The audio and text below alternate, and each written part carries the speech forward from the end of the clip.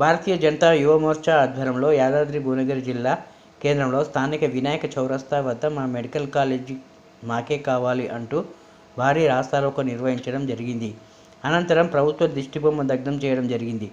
రాస్తారోకోలో భారీగా నిలిచిపోయిన వాహనాలు, విద్యార్థులు, యువకులు మా కాలేజీ మాకే కావాలి, ఇదేం ప్రభుత్వం, ఇదేమి ప్రభుత్వం, దొంగల ప్రభుత్వం, స్థానిక ఎమ్మెల్యేలు రాజీనామా చేయాలి, సీఎం డామ్ డామ్, ఉమ్మడి జిల్లాకు చెందిన మంత్రులు, ఎమ్మెల్యేలు రాజీనామా చేయాలంటూ నినాదాలు చేశారు.